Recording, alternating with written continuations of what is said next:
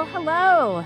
Thank you for having me here today. As your principal said, my name is Wendi McGehee, and I am excited to spend just a couple of minutes with you.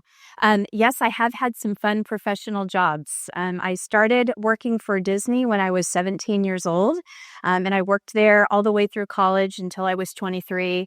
And then when I was 25, my first adult job after I graduated with my undergraduate was with the Lego company. And I ended up spending the first half of my professional career with Lego.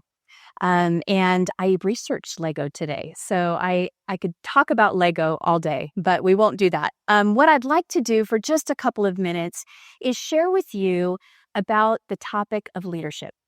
And so in the School of Business, we actually have a degree that you can get in leadership. But I want to say, first and foremost, that everyone is a leader. It is not a position. Leadership is not a position. Leadership is a mindset, and it's a set of behaviors that you choose to participate in each and every day. And every day is a new opportunity to practice leadership.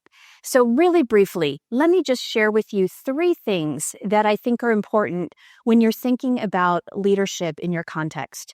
So the first is failure. Now, you probably thought, okay, I don't think of failure when I think of good leaders. Let me explain. Do you know that most top organizations today require a failure resume along with a regular resume to apply for their high potential management programs? Why, you ask? It's because they want to see what individuals have learned throughout their life. So failure produces learning opportunities. Let me give you an example in my own life. So I mentioned to you that I started working for Lego when I was 25 years old. Has anybody been to or heard of Legoland, California, just up the street a little bit? Okay, my job was to help start Legoland, California. So I was one of the first 50 people hired back in the last century, in the late 1990s, to help start Legoland. And I was 25. So it was my very first, I say, big girl job or adult job. And I was hired to do the new employee orientation. So to get people excited about working in the theme park, I thought I was ready to go. I had worked for Disney, as I shared, for the last 6 years. I was part of the Disney University. I had done training for Disney. I knew what a good orientation should be like. So I spent a lot of time putting this orientation program together, like weeks and months even. And so my first group, the first folks that we had hired to work in the park, came that day, and I was ready. I had a full 8-hour day planned for them. We got seated. We were ready to go. I completed my entire 8-hour day in 4 hours. I had nothing more to say to these individuals. I spoke too quickly. I probably missed a bunch of things. The problem with that, the big problem with that, was we had promised these individuals that we would pay them for a full 8 hours, and now I was done in 4 hours. And I had to send everybody home and let them know that we would pay them. I don't really have that authority. I didn't have that authority to do that. So I thought I was going to get fired because I just lost the company before we even opened a lot of money, right? So I remember I knew I had failed. I sent the folks home, and I walked back to my boss's office really slowly, thinking this was it. It was over before it even began. And I'll never forget, she sat me down and she said, "Wendi, what did you learn from that?" That was her response to my failure. And I remember in that moment thinking, I needed to hear that. Like, that was a good response. She didn't reprimand me. She knew that I was being harder on myself than she could ever be, right? And so we talked it through, and guess what? Her reaction encouraged me to go and then what I call fail forward, right? So over the next year, I rebuilt that orientation program, and a year later, that orientation program won international honors through the International Association of Theme Parks and Attractions. So I don't share that to boast. I share that to say, this is what I learned from failing. Had I not failed that first time, I probably would not have taken the initiative to excel in that area. Okay, so failure. It's important to ask yourself every day, what did I fail at today? But then follow that up with, and so then what did I learn? Okay, so that's point number one. Point number two, there's nothing up here because this is an activity I want you to do with me. I would love everybody to stand with me for just a minute. And I want you to take your right pointer finger and I want you to put it up above your head. Okay, look at it. I want you to circle it clockwise. So think of a clock. Start at the 12, not a digital clock, a regular clock, right? And go 1, 2, 3, all the way around. Is everybody's going clockwise? Look at it. Okay. Now slowly bring that finger down. Slowly while it's turning. Keep bringing it down to your waist. Now look at it. Which way is it turning? Do you need to do it again? Okay, up ahead. Go. I realized. Okay, start at the top, start at the 12, go to the 1, turn it clockwise. Keep turning it and slowly bring it down to your waist. Okay. Is it going counterclockwise? Okay, well, you can keep practicing. Have it perfected before you get to high school. It's good. No, I feel like it. All right, go ahead and sit down.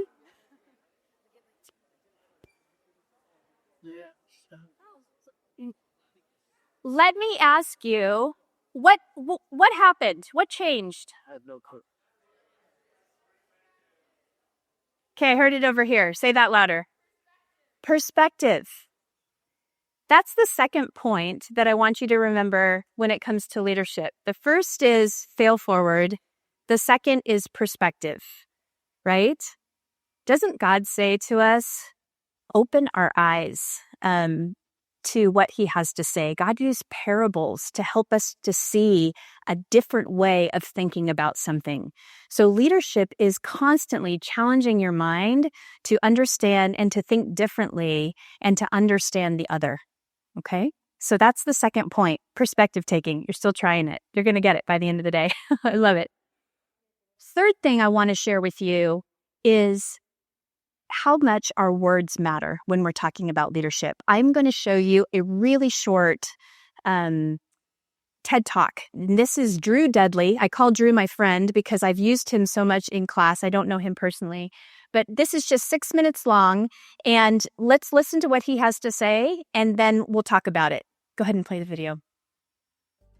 I want to just start by asking everyone in the audience here a question. How many of you are completely comfortable with calling yourselves a leader? See, I've asked that question all the way across the country, and everywhere I ask it, no matter where, there's always a huge portion of the audience that won't put up their hand. And I've come to realize that we have made leadership into something bigger than us. We made it into something beyond us. We made it about changing the world. And we've taken this title of leader and we treat it as if it's something that one day we're going to deserve. But to give it to ourselves right now means a level of arrogance or cockiness that we're not comfortable with. And I worry sometimes that we spend so much time celebrating amazing things that hardly anybody can do that we've convinced ourselves that those are the only things we're celebrating. And we start to devalue the things that we can do every day. And we start to take moments where we truly are a leader and we don't let ourselves take credit for it and we don't let ourselves feel good about it. And I've been lucky enough over the last 10 years to work with some amazing people who have helped me redefine leadership in a way that I think has made me happier. And with my short time today, I just want to share with you the one story that is probably most responsible for that redefinition.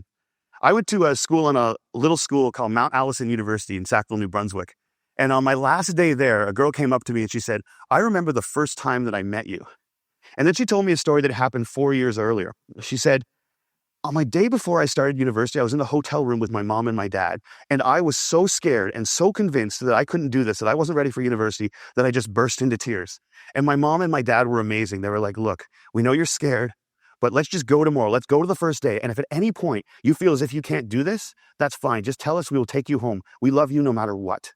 And she said, so I went the next day and I was standing in line getting ready for registration. And I looked around and I just knew I couldn't do it. I knew I wasn't ready. I knew I had to quit. And she says, I made that decision. And as soon as I made it, there was this incredible feeling of peace that came over me. And I turned to my mom and my dad to tell them that we needed to go home. And just at that moment, you came out of the student union building wearing the stupidest hat I have ever seen in my life. It was awesome. And you had a big sign promoting Shinorama, which is Students Fighting Cystic Fibrosis, a charity I've worked with for years. And you had a bucket full of lollipops. And you were walking along and you were handing the lollipops out to people in line and talking about Shinorama. And all of a sudden, you got to me and you just stopped and you stared. It was creepy. This girl right here knows exactly what I'm talking about. And then you looked at the guy next to me and you smiled and you reached in your bucket, you pulled out a lollipop and you held it out to him. And you said, you need to give a lollipop to the beautiful woman standing next to you. And she said, I have never seen anyone get more embarrassed faster in my life. He turned beet red and he wouldn't even look at me. He just kind of held the lollipop out like this. And I felt so bad for this dude that I took the lollipop. And as soon as I did, you got this incredibly severe look on your face and you looked at my mom and my dad and you said, look at that. Look at that. First day away from home and already she's taking candy from a stranger. And she said, everybody lost it. 20 feet in every direction, everyone started to howl. And I know this is cheesy, and I don't know why I'm telling you this, but in that moment when everyone was laughing, I knew that I shouldn't quit. I knew that I was where I was supposed to be, and I knew that I was home. And I haven't spoken to you once in the 4 years since that day, but I heard that you were leaving. And I had to come up and tell you that you've been an incredibly important person in my life, and I'm going to miss you. Good luck. And she walks away, and I'm flattened. And she gets about 6 feet away. She turns around and smiles and goes, you should probably know this too.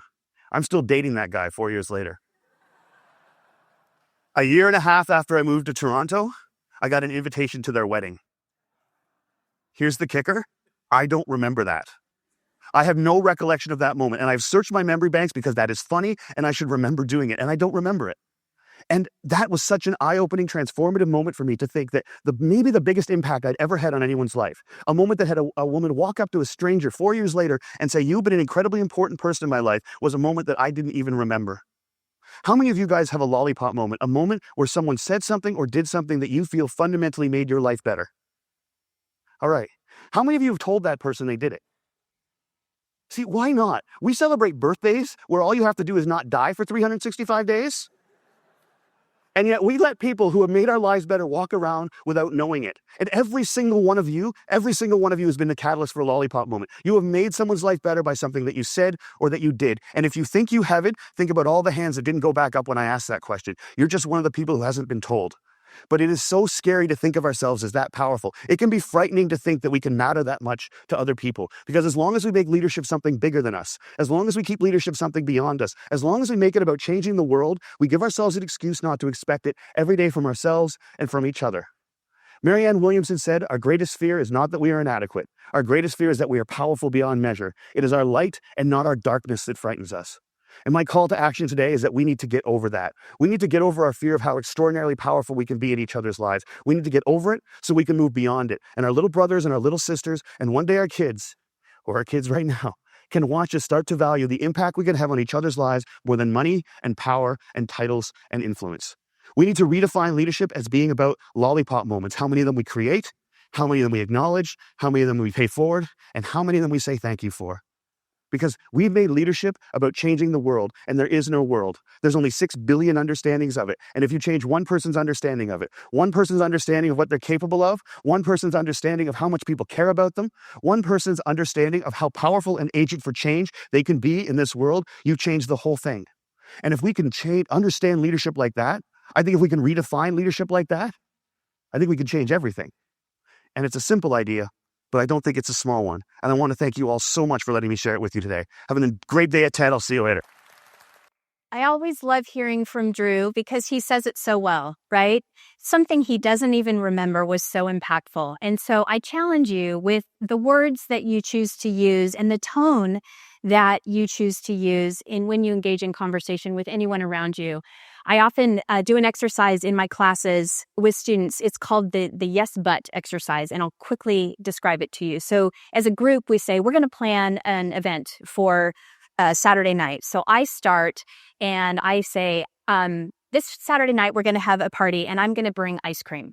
And then you would follow up and say, yes, but I don't like ice cream. And then the next person in the line would add a yes, but to that, and so on and so forth.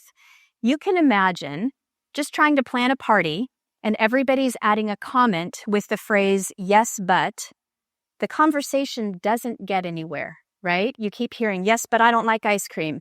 Yes, but I do. Yes, but I'm lactose intolerant. Yes, but I want pizza. You can see there's nothing that happens productive in that conversation. We do the exercise again and we change one word. We say yes and. I'm planning a party on Saturday night and I'm going to bring ice cream. Yes and I'll bring the sprinkles. Yes and I'm going to add pizza. Yes and I'll bring a friend. You can see just by changing the one word how the entire conversation is changing. Okay. So in a nutshell, I just briefly wanted to challenge you to think about you are a leader. You can choose to be a leader every single day. And it's simple. Reflect on your failures and say, how will I fail forward from that? What did I learn? Number 2 is always take perspective. And number 3 is be thoughtful about your words. I want to close by asking you to stand one last time. At my church, and when the pastor closes, he asks us to put our hands together in front like we're receiving a gift as he prays over the final prayer for us. So I'm going to ask you to do that. And my gift to you today is a Bible verse. When I was your age, I chose 1 Timothy 4:12 as my life verse. And today I'd like to give it to you. So with your posture of your hands in a receiving mode, I would like to speak it over you. 1 Timothy 4:12 says, "Do not let anyone look down on you because you are young, but set an example for the believers in your speech, in your faith, in your life, in your love, and in your purity." I share that with you, and I bless you today. This episode has been a production of the Capistrano Valley Christian Schools Podcast Network. Capistrano Valley Christian Schools is a Christian JK-12 school in San Juan Capistrano, California. Be sure to check out, subscribe to, and leave a review of this show and the other shows on our network on your podcast player of choice. Doing so supports the school community in a multitude of ways. For more information about the CVCS Podcast Network or any of our other shows, check out cvcs.org or email podcasts@cvcs.org. On behalf of the whole network, this is Mr. Jasper saying thank you again for listening and stay tuned for more.